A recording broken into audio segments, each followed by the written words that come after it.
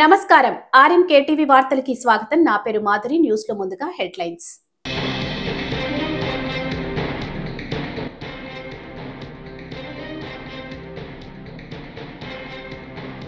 Telugu cinema ఇప్పుడు global cinema అవుతుంది. పవన్ కళ్యాణ్.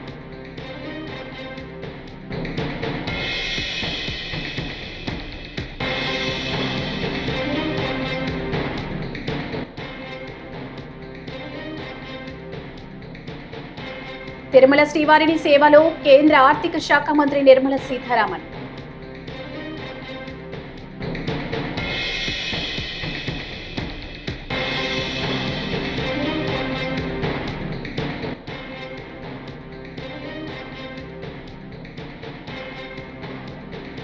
ఏపీకి పార్ట్ టైం వస్తున్న జగన్. హోంమంత్రి వంగలపూడి అనిత ఎద్దేవా.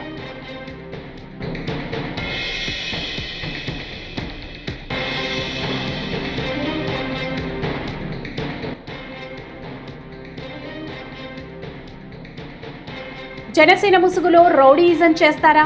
మాజీ మంత్రి పేర్ని నాని ఫైర్.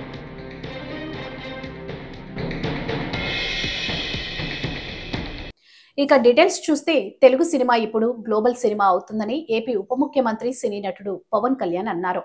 ఢిల్లీ పర్యటనలో భాగంగా national school of drama SSD కార్యాలయాన్ని ఆయన సందర్శించారు. ఈ సందర్భంగా వారు మాట్లాడుతూ ఎస్ఎస్డిని చూస్తే మినీ ఇండియాల దర్శనమిస్తుందని చెప్పారు.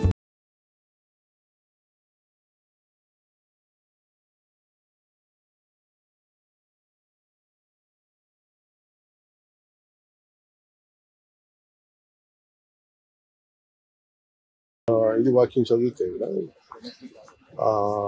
కళారంగం కానీ నాటక రంగం కానీ ఇది కైండ్ ఒక సైకలాజికల్ థెరపీ కూడా వస్తుంది. అంటే ఆర్ట్ లేకపోతే సొసైటీ విచ్ఛిన్నం అవుతుంది. కళ అనేది చాలా చాలా అవసరం. అందుకని art is very essential for the good health of democracy.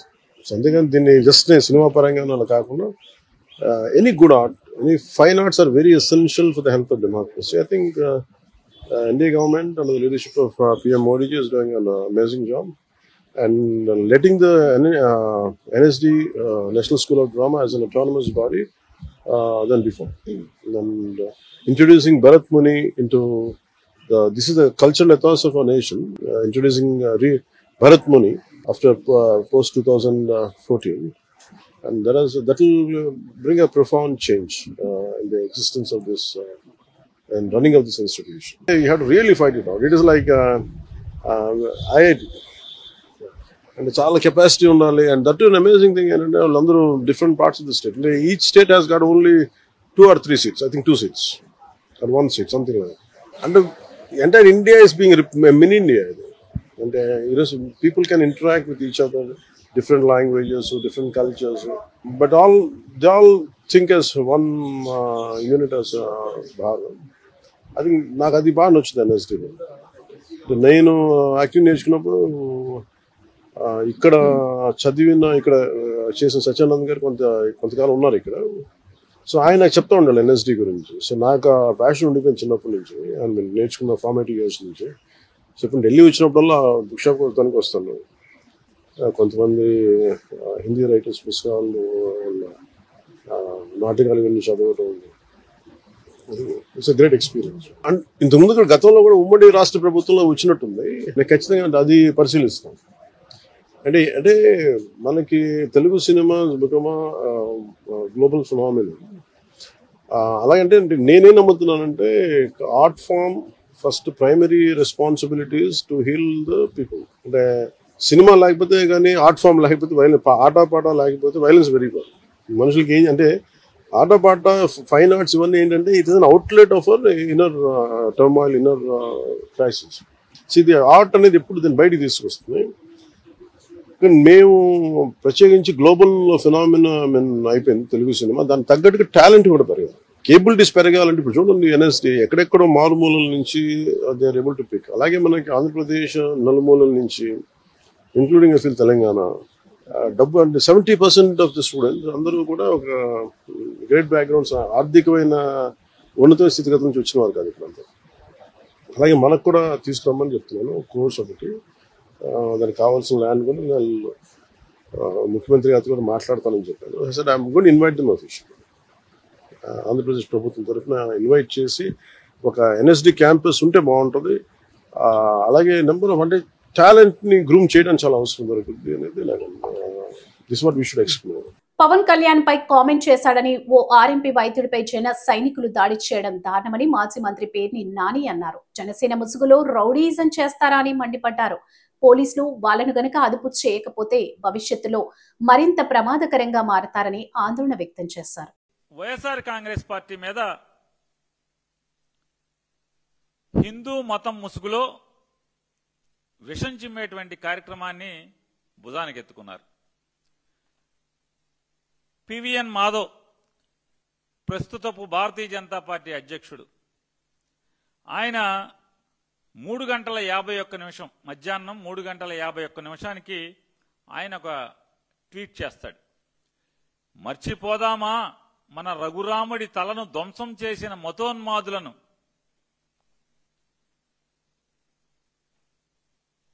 అంటే ఎన్నాళ్ళయిందండి విజయనగరం జిల్లాలో రాముడి విగ్రహాన్ని ధ్వంసం చేసి ఎన్నేళ్లయింది? ఇవాళ మాట్లాడుతున్నాడు. మర్చిపోదామా నారసింహుడి రథాన్ని ధ్వంసం చేసిన మూర్ఖులను. మర్చిపోదామా పల్లె పల్లెలో మత మార్పిడిలతో హైందవ మత ధ్వంస రచనకు ప్రోత్సహించిన దుర్మార్గులను.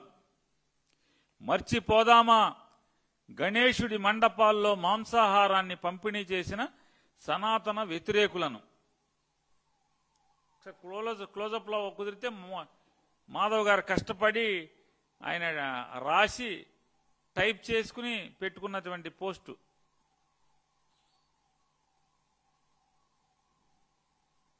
ఆయన రాశాడు 4:55 అంటే ఇంకా గంట లోపు అనమాట.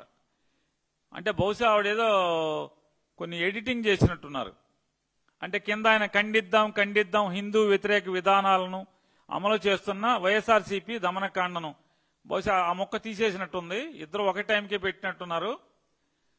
కాబట్టి ఆవిడ మళ్ళీ లాస్ట్లో ఎడిట్ చేసి ఆ మొక్కలు వేపేసింది. కాబట్టి 4:55 ఎడిట్ చేసినట్టున్నారు. ఆవిడ కూడా మర్చిపోదామా మన రఘురాముడి తలను ధ్వంసం చేసిన మతోన్మాదులను same as it is copy paste అక్షరం పొల్లుపోకుండా ఇద్దరు కలిసి ఒకే పోస్ట్ పెట్టారు. ఏంటి దీని అర్థం ఏంటి అంటే నారా చంద్రబాబు నాయుడు గారు ఆఫీస్ నుంచి టైప్ చేసి మీకు వాట్సాప్ చేస్తే పెడతారనమాట. ఇది మీ దిక్కుమాలిన పార్టీని నడిపే విధానం. మీరు దాని బదులు పవన్ కళ్యాణ్ గారు లాగా అద్దెకిచ్చేయచ్చు కదా పార్టీని. ఆయనకే దమ్ముగా నన్ను అద్దెకిచ్చాను రా బాబా అని చెప్తున్నాడు. అలాగే ప్రవర్తిస్తున్నాడు. మీరు కూడా మేము భారతీయ జనతా పార్టీని కూడా షామియానా కోర్టులో షామియానా లాగా లేదా కుర్చీలాగా అద్దెకిచ్చామని చెప్పండి చంద్రబాబుకి. నేను వారిని అడుగుతున్నాను, మర్చిపోదామా మన రఘురాముడి తలను ధ్వంసం చేసిన మతోన్మాదులను. ఎవడు మీరు మర్చిపోవద్దు. కానీ మీరు మర్చిపోయిన విషయం ఏంటంటే ఆ రఘురాముడి తలను ధ్వంసం చేసినవాడు ఎవడు? మీ కూటమి సభ్యుడు. మీ కూటమి సభ్యుడాడు. ఇది మర్చిపోయారు. రఘురాముడి తలను మేము మర్చిపోమని చెప్పలేదు ఎవరు. అక్కడ రఘురాముడి విగ్రహం మళ్ళీ కొత్త విగ్రహం వచ్చేసింది. మరి ఈయన మర్చిపోయారు ఎందుకని? లండన్ మందులు వేసుకోకుండా మెడికల్ కళాశాలల గురించి జగన్ ఇష్టం వచ్చినట్లు మాట్లాడుతున్నారని హోంమంత్రి వంగలపూడి అనిత ఎద్దేవా చేశారు. బెంగళూరులో ఫుల్ టైం ఉంటూ ఏపీకి పార్ట్ టైం వస్తున్న జగన్ ప్రభుత్వంపై బురద జల్లుతున్నారని విమర్శించారు. వైద్య కళాశాలను పీపీపీ మోడ్ లో నిర్మాణం చేస్తుంటే ప్రజల్ని భయపట్టే యత్నం చేస్తున్నారని మండిపడ్డారు. విద్య వైద్య విషయంలోని కూడా ప్రత్యేకమైన దృష్టి పెట్టి ఈరోజు ఎన్డీఏ కూటమి ప్రత్యేకంగా గౌరవ ముఖ్యమంత్రి గారు నారా చంద్రబాబు నాయుడు గారు కేంద్ర సహాయ సహకారములతో ఈరోజు ఎన్డీఏ కూటమి సహాయ సహకారంతో ఈ గవర్నమెంట్ని ఎంత ముందుకు తీసుకెళ్తున్నారో మనందరికీ అర్థమవుతుంది. లాస్ట్ 5 సంవత్సరాల తాలూకా విధ్వంసాన్ని ఒక పక్క నుంచి మనం అన్ని కూడా సెటరేట్ చేస్తూనే ఒక పక్క నుంచి రాష్ట్రానికి ఒక దిశానిర్దేశం ఇవ్వాలి, ఒక ప్రణాళికతో, పక్కా ప్రణాళికతో 2047కి రాష్ట్రాన్ని ఒక నెంబర్ 1 స్థానంలో నిలబెట్టాలనే ఉద్దేశంతో గౌరవ ముఖ్యమంత్రి గారు ఈరోజు పనిచేయడం మనందరికీ కూడా తెలుసు. ప్రత్యేకంగా మళ్ళీ నమ్మే వ్యక్తి, ముఖ్యంగా విద్యా వైద్య విషయంలో ప్రజలకి అందుబాటులో ఉండేటట్టుగా అయితే ఈ రాష్ట్రాన్ని మరింత ముందుకు తీసుకెళ్లగలమని బలంగా నమ్మిన వ్యక్తి గౌరవ ముఖ్యమంత్రి గారు చంద్రబాబు నాయుడు గారు. అయితే ఈ సమయంలో ఈరోజు దానికి ప్రత్యేకమైన స్థానం కల్పించడమే కాకుండా సుమారుగా మొన్న క్యాబినెట్లో కూడా 1,25,00,000 కుటుంబాలకి 25 లక్షల వరకు కూడా ఎన్టీఆర్ వైద్య సేవ ద్వారా ఈరోజు వాళ్ళందరికీ కూడా వైద్య సహాయం అందించేదానికి నిర్ణయించడం ఒక పరిణామం అయితే, ఈరోజు ప్రత్యేకంగా ప్రతి ఒక్క కూడా మెడికల్ కాలేజీలు, అదేవిధంగా ఆసుపత్రులు ఉన్న చోట వ్యక్తులతో కాలతో జీవన ప్రమాణాలు మెరుగుపడతాయి, వాళ్ళకి సరైన వైద్యం అందించగలం అనే ఉద్దేశంతో ఈరోజు వైద్య కళాశాలని కూడా ఏర్పాటు చేయడం అనేది నిజంగా ఒక శుభ పరిణామం కింద భావించాలి. ఈరోజు పరిస్థితి ఎలా వస్తుందా అంటే, బెంగళూరులోని ఫుల్ టైం ఉంటారు, ఆంధ్రప్రదేశ్ రాష్ట్రానికి పార్ట్ టైం వస్తారు, వచ్చినప్పుడు కూడా కొంత బురద తీసుకొచ్చుకుంటాడు, 2 గంటలు వాళ్ళ సొంత మీడియాలో కూర్చొని ఆ బురద జల్లడమే పరమావధిగా పెట్టుకొని బురద జల్లే కార్యక్రమానికి శ్రీకారం చుడతాడు. నేను ఇన్ని మాటలు ఎంత ఇంట్రడక్షన్ ఇచ్చానంటేనే మీకు అర్థమై ఉంటుంది నేను ఎవరి గురించి మాట్లాడుతున్నానో. ఆయనే ఈరోజే మా వాళ్ళు అన్నారు, ఈ లండన్ మందులు మానేసి మెడికల్ కాలేజీల గురించి మాట్లాడుతున్నాడండి అని. అంటే అతనే మీ అందరికీ తెలుసు, పులివెందుల ఎమ్మెల్యే గారు జగన్మోహన్ రెడ్డి గారు. అయితే జగన్మోహన్ రెడ్డి గారు దేని గురించి మాట్లాడినా కాసేపు ప్రజలందరూ కూడా ఆలోచించుకునేవారే, కానీ ఈరోజు మెడికల్ కాలేజీల గురించి, ముఖ్యంగా పీపీపీ విధానంలో ఈరోజు గవర్నమెంట్ తీసుకున్న ఇనిషియేషన్స్ గురించి ప్రజల్ని తప్పుదోవ పట్టించే విధంగా, ప్రజల్ని భయభ్రాంతులు గురి చేసే విధంగా, ప్రజల్లో ఒక కన్ఫ్యూజన్ క్రియేట్ చేసే విధంగా అతని తాలూకా ప్రయత్నం చూస్తుంటే అది ప్రయత్నం మాత్రమే. ఎందుకంటే ప్రజలు కూడా చాలా క్లారిటీగా ఉన్నారు, ప్రజలు కూడా చాలా క్లియర్గా ఉన్నారు. ఎన్డీఏ పార్టీ పట్ల, ఎన్డీఏ కూటమి పట్ల నిబద్ధతతో పనిచేస్తున్నామన్న నమ్మకం ప్రజల్లో ఉంది. సో నేను ఈరోజు కూడా రావడానికి గల ప్రధానమైన కారణం ఏంటంటే, మొన్న మీటింగ్లో చూశాను ఒకసారి. ఓవరాల్గా చూస్తూ ఉంటే అతను ఏం మాట్లాడుతున్నాడంటే, అతగాడి హయాంలో సుమారుగా 17 మెడికల్ కాలేజీలు వచ్చేసినాయి. ఈ 17 మెడికల్ కాలేజీలు ఆ దారంటే వెళ్తుంటే సైడ్కి తిరిగి చూస్తే అక్కడ మెడికల్ కాలేజ్ కనిపిస్తే ఆహా అని చిన్న గ్యాప్ ఇచ్చి ప్రజలందరూ కూడా ఆశ్చర్యపోతున్నారట.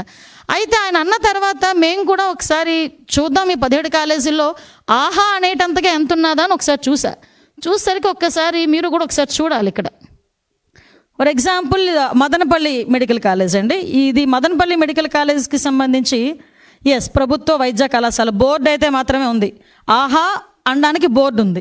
సో ఇక్కడ ఫర్ ఎగ్జాంపుల్ ఇది మెడికల్ కాలేజ్ తాలూకా ప్రాంగణం కట్టడం. తిరుమల శ్రీవారిని కేంద్ర ఆర్థిక శాఖ మంత్రి నిర్మల సీతారామన్ దర్శించుకున్నారు. శుక్రవారం వేకువజామున శ్రీవారి అభిషేక సేవలో పాల్గొన్న ఆమె మరోసారి వీఐపీ ప్రారంభ విరామ దర్శన సమయంలో స్వామివారి సేవలో పాల్గొన్నారు. టీటీడీ అదనపు ఈవో వెంకయ్య చౌదరి నిర్మలమ్మకు స్వాగతం పలికి దర్శన ఏర్పాట్లు చేశారు. అనంతరం ఆలయంలోకి వెళ్లిన ఆమె కుటుంబ సభ్యులతో కలిసి స్వామివారిని దర్శించుకున్నారు.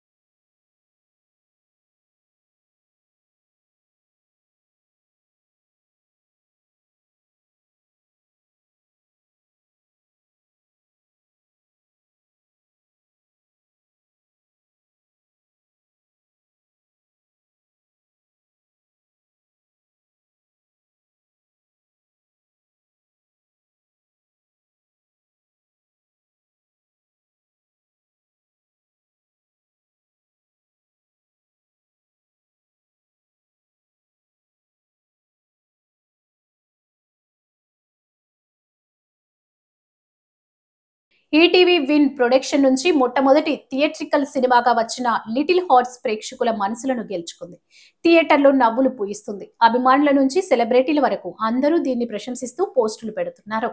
మౌలి, తనూజ్, శివాని, నాగారం ప్రధాన పాత్రలో సాయి మార్తాండ్ తెరకెక్కించిన ఈ సినిమా విజయాన్ని సొంతం చేసుకోవడంలో తాజాగా సక్సెస్ మీట్ నిర్వహించారు. మీకు స్పెషల్ థ్యాంక్స్. మీరు చాలామందికి అందరు యాక్టర్స్కి అంత విజిబిలిటీ ఇచ్చినందుకు, అంత అటెన్షన్ గ్రాబ్ చేసినందుకు thank you so much for such lovely memes. నాకు అన్ని ఇన్స్టాగ్రామ్లో డిఎంలు వస్తున్నాయి. కాత్యాయని భోంచేసావా అన్నిసార్లు. మా అమ్మ కూడా అడగలేదండి భోంచేసావా. So thank you. భోంచేశారండి. Firstly Sinjith, thank you so much. Because నేను ఒక మంచి సినిమా చేద్దాము అని వెయిట్ చేస్తున్నప్పుడు చాలా మూవీస్ వస్తున్నాయి కానీ, చాలా స్క్రిప్ట్స్ వస్తున్నాయి కానీ, సడన్గా కాల్ చేసి మామ this film is very nice, you should go listen to the narration once అన్నాడు. అప్పుడు వెళ్ళి కలిశాను మార్తాండ్ నరేట్ చేశాడు. స్టోరీ నచ్చింది, చాలా బాగా నరేట్ చేశాడు కాబట్టి చాలా ఎక్సైటింగ్ అనిపించింది. అప్పుడు ఓకే నాకు చాలా నచ్చింది మార్తాండ్, నేను చేసేస్తాను ఈ మూవీ అన్నాడు. కానీ డౌట్ ఉంటుంది అసలు మార్తాండ్కి నేను కాత్యాయనిగా ఓకేనా కాదా అని. And I think he had options also. ఈ ఆప్షన్ సెలెక్ట్ చేసుకునేందుకు థ్యాంక్ యూ. చెప్పండి, ఇప్పుడు చెప్తా పర్లే. అండ్ మా మెయిన్ పిల్లర్స్, మా biggest support system ETV Nitin గారికి, సాయి గారికి, మా ప్రొడ్యూసర్ ఆదిత్యకి, బనీవాస్ గారికి, వంశీ గారికి. వీళ్ళు లిటరలీ భుజాల మీద ఎత్తుకున్నారండి మూవీని. ఎంత వరకు తీసుకెళ్లారంటే అసలు ఆడియన్స్ నార్మల్గా చాలా తక్కువ ఈ మధ్య ఒక సినిమా ఒకసారి చూస్తాం కదా, అట్లాంటిది ఈ లిటిల్ హార్ట్స్ అనేది 2 సార్లు చూసినాం, 3 సార్లు చూసినామని కాల్స్, మెసేజెస్ వస్తుంటే వినడానికే చాలా బాగుందండి అసలు.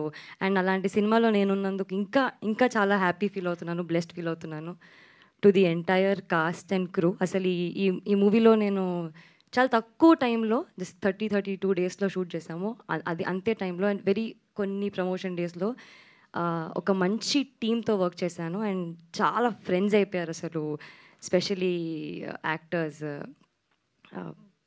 మార్తాండ్ డెబ్యూ మూవీ అంటే ఎవరు నమ్మేలా లేదు, ఎందుకంటే అంత బాగా క్రాఫ్ట్ చేశాడు, అంత బాగా ఇచ్చాడు. డైలాగ్స్ కానివ్వండి, సీన్స్ కానివ్వండి, క్యారెక్టర్స్ కానివ్వండి.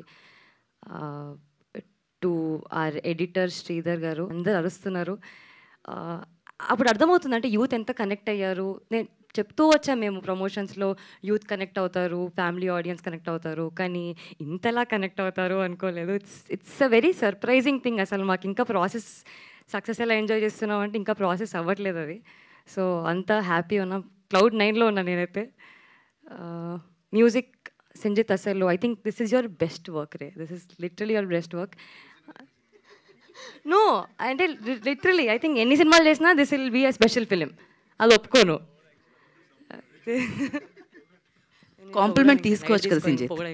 మా డైరెక్షన్ డిపార్ట్మెంట్ అందరికండి, శ్రీను గారికి, మిర్చి నిఖిల్, అవినాష్కి, అందరికీ, మా కాస్ట్యూమ్ శ్రీదేవి, సింధు, వీళ్ళందరూ not just on set, of set కూడా చాలా వర్క్ చేశారు. ఐ థింక్ టెక్నికల్ డిపార్ట్మెంట్, మా డిఓపి సూర్య అయితే నేను చెప్తుండే కొంచెం ప్లీజ్ సూర్య కొంచెం నన్ను కూడా బాగా చూపి, మౌలిని చాలా బాగా చూపిస్తున్నామని. So thank you so much Surya. నన్నే కాదు అందరినీ చాలా బాగా చూపించావు. అసలు వెరీ ఫ్రెష్ ఫీల్ వస్తుంది, చాలా బ్రీజీ, వెరీ కలర్ఫుల్, బ్రైట్గా అనిపిస్తున్నారు అందరూ, చాలా మంచిగా అనిపిస్తుంది ప్రతి ఫ్రేమ్ అని అంటున్నారు. I think that's all your hard work. Especially ఆ బెంగళూరు పోర్షన్ ఏదైతే ఉందో అది చాలా నచ్చుతుంది అందరికీ. స్పెషల్ అప్రిసియేషన్ టు మా cost group, especially Mouli. Is a star boy. అసలు స్క్రీన్ ప్రెజెన్స్ అసలు సో ఐ క్యాచింగ్. అసలు ప్రతి ఒక్కరు మౌలి సీన్స్ రాగానే అరుస్తున్నారు. ఆ తర్వాత జయకృష్ణ, అసలు హీరోయిన్కి ఎలివేషన్ రాగానే నువ్వు గాలి తీసేస్తాడు అది ఇట్లా. So thanks to Jayakrishna. Padmini, thank you so much. Not just on screen, off screen also you are my favourite buddy now. Hari, you are also a great actor. I think you should do much more scenes in other films, okay? Nikhil, 10 years తర్వాత మళ్ళీ big స్క్రీన్లో. విశాఖ ఉక్కు కర్మాగారాన్ని ప్రైవేటీకరించేందుకు ప్రధానమంత్రి Narendra Modi operation silent killing చేపట్టారంటూ AP Congress అధ్యక్షురాలు YS Sharmila సంచలన ఆరోపణలు చేశారు. లక్షల కోట్ల విలువైన స్టీల్ ప్లాంట్ భూములను కైవసం చేసుకునేందుకు ఈ కుట్ర జరుగుతుందని ఆమె తీవ్ర స్థాయిలో విమర్శించారు. విశాఖ స్టీల్ ప్లాంట్ పరిరక్షణపై ఎంబీ భవన్ లో నిర్వహించిన అఖిలపక్ష సమావేశంలో ఆమె వ్యాఖ్యలు చేశారు. చంద్రబాబు గారు చెప్తే నా కొడుకుని రాజకీయాలలోకి తీసుకొస్తాను అని మీరు చెప్తున్నారే, మరి ఎవరి చెప్తే జగన్మోహన్ రెడ్డి గారు ఉపరాష్ట్రపతి ఎన్నికల్లో ఒక ఆర్ఎస్ఎస్ అభ్యర్థికి మద్దతు ఇచ్చారో వైసీపీ సమాధానం చెప్పాలి. నిస్సిగ్గుగా ఈరోజు మిగతా వాళ్ళ గురించి మాట్లాడుతున్నారు. నిస్సిగ్గుగా జగన్మోహన్ రెడ్డి గారు స్వయంగా ఒక ఆర్ఎస్ఎస్ అభ్యర్థికి మద్దతు ఇచ్చారు అంటే ఇది ఎంత అవమానకరం. అసలు రాజశేఖర్ రెడ్డి గారు బీజేపీని వ్యతిరేకించిందే బీజేపీ ఆర్ఎస్ఎస్ సిద్ధాంతాన్ని ఫాలో అవుతుంది కాబట్టి, అలాంటి ఆర్ఎస్ఎస్ అభ్యర్థికి జగన్మోహన్ రెడ్డి గారు వైసీపీ మద్దతు ఇచ్చారు అంటే ఈరోజు రాజశేఖర్ రెడ్డి గారు గనుక బ్రతికే ఉండుంటే జగన్మోహన్ రెడ్డి గారిని చూసి అవమానంతో సిగ్గుతో తల దించుకునేవాడు రాజశేఖర్ రెడ్డి గారు. అసలు జగన్మోహన్ రెడ్డి గారు సమాధానం చెప్పాలి. సుదర్శన్ రెడ్డి గారికి మీరు ఎందుకు మద్దతు ఇవ్వలేదు? సుదర్శన్ రెడ్డి గారు ఒక తెలుగువాడు. సుదర్శన్ రెడ్డి గారు సుప్రీం కోర్టులో జడ్జిగా పనిచేసిన వాడు. సుదర్శన్ రెడ్డి గారు కాన్స్టిట్యూషన్ తెలిసిన వాడు, కాన్స్టిట్యూషన్ కోసం ప్రాణమైనా పెట్టేవాడు. మరి అలాంటి వాడికి జగన్మోహన్ రెడ్డి గారు ఎందుకు మద్దతు ఇవ్వలేదో సూటిగా సమాధానం ఇంతవరకు చెప్పలేదు. నేను చెప్తా, ఎందుకంటే జగన్మోహన్ రెడ్డి గారు మోడీ గారికి దత్తపుత్రుడు కాబట్టి. అందుకే జగన్మోహన్ రెడ్డి గారు మోడీ గారు చెప్పినట్టల్లా ఆడుతున్నారు. రాజశేఖర్ రెడ్డి గారి మరణం వెనక రిలయన్స్ వాళ్ళ హస్తం ఉంది అని చెప్పిన జగన్మోహన్ రెడ్డి గారు అదే రిలయన్స్ వాళ్లకు రాజ్యసభ సీటు ఇచ్చాడు అంటే మోడీ కోసమే ఇచ్చాడు. గంగవరం పోర్టు అదానికి కట్టబెట్టాడు అంటే మోడీ కోసమే కట్టబెట్టాడు. 5 ఏళ్లు అధికారంలో ఉండి ప్రతి బిల్లుకు బీజేపీకి మోడీ గారికి మద్దతు ఇచ్చారంటే దానికి కారణం జగన్మోహన్ రెడ్డి గారు మోదీ దత్తపుత్రుడు కాబట్టి. మరి ఇలాంటప్పుడు జగన్మోహన్ రెడ్డి గారు ఏ ముఖం పెట్టుకొని ఈరోజు ప్రజలకు సమాధానం చెప్తారో సమాధానం చెప్పండి. అసలు ఒకవైపు కూటమి సర్కారు బహిరంగంగానే పొత్తు పెట్టుకుంది బీజేపీ పార్టీతో, కానీ జగన్మోహన్ రెడ్డి గారు బహిరంగంగా పొత్తు పెట్టుకోలేదు, రహస్యంగా అక్రమ పొత్తు పెట్టుకున్నారు. బీజేపీ తొత్తుగా, బీజేపీ తోక పార్టీగా పనిచేస్తున్నారు. ఎంత సిగ్గుచేటు అని అడుగుతున్నాం. ఒక ఆర్ఎస్ఎస్ అభ్యర్థికి రాజశేఖర్ రెడ్డి గారి కొడుకు మద్దతు ఇచ్చాడు అంటే ఇది సిగ్గుమాలిన పని కాదా అని అడుగుతున్నాం. అసలు రాజశేఖర్ రెడ్డి గారి కొడుకుగా వైసీపీకి జగన్మోహన్ రెడ్డి గారికి ఐడియాలజీ అంటూ ఇంకా ఏమైనా మిగులుందా? సమాధానం చెప్పండి. లేక బీజేపీ ఐడియాలజీనే వైసీపీ ఐడియాలజీనా? ఆర్ఎస్ఎస్ ఐడియాలజీనే వైసీపీ ఐడియాలజీనా? మోడీ గారే మీకు పరమ తండ్ర? ఎందుకు ఇలా వ్యవహరిస్తున్నారు? జగన్మోహన్ రెడ్డి గారు సమాధానం చెప్పాలి. అసలు కూటమి మద్దతు ఇచ్చింది అంటేనే విచిత్రం. ఎందుకంటే తెలుగుదేశం పార్టీ అని పెట్టి పేరు పెట్టుకున్న వాళ్ళు తెలుగువాడు నిలబడితే దాన్ని బేఖాతురు చేశారు. అలాంటిది వైసీపీ రాజశేఖర్ రెడ్డి గారు అంతగా వ్యతిరేకించిన బీజేపీని, ఆర్ఎస్ఎస్ని అలాంటి వాడికి మద్దతు ఇచ్చారు అంటే ఇక మీకు ఐడియాలజీ ఎక్కడ మిగిలింది? మీ పార్టీకి ఒక అజెండా, ఒక జెండా అంటూ ఎక్కడ మిగిలింది?